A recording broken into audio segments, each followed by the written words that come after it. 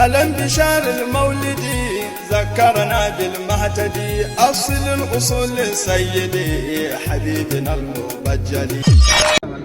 السلام عليكم ورحمة الله وبركاته. الحمد لله. sunana Yaqub Abdullahi, liman daga cikin limaman wannan masallaci mai albarka namu na nan hayin banki.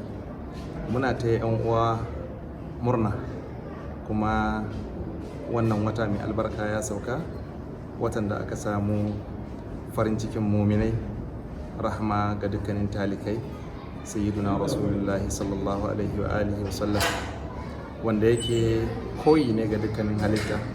Ubangiji ya ce laqad kana lakum fi rasulillahi uswatun hasana liman kana yarju Allah wal yawmal akhir wa zakara Allah kaseera.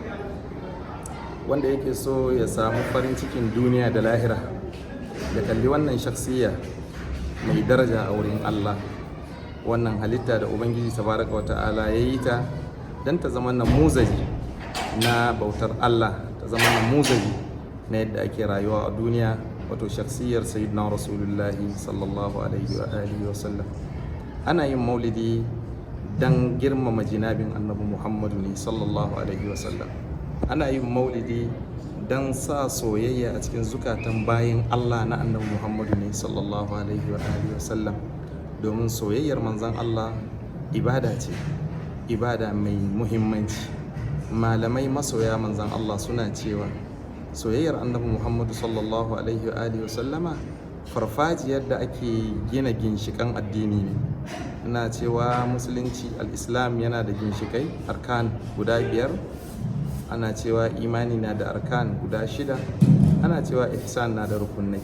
To wayannan rukunan gaba ɗaya ana kafa su ne a farfajiyar soyayyar manzon Allah sallallahu alaihi wa alihi wasallam, domin wanda duk bai san annabi sallallahu alaihi wa alihi wasallama to ai baya cikin da'ira, ba mumini bane, kamar yadda hadisi ya faɗi, la yu'minu ahadukum hatta akuna ahabbu ilayhi min waladihi wa walidihi wan nasi ajma'in. Wato ba imani ga ɗayanku har sai na kasance ni ne na fi soyuwa gare shi fiye da ƴaƴayensa da iyayensa da mutane baki ɗaya. Dole a so annabi sallallahu alaihi wa alihi wasallama kafin musulunci ya zauna, domin imani ba zai zauna ba, ma'ana la ilaha illallah muhammadur rasulullah ba za ta zauna ba matsawar babu soyayyar manzan Allah.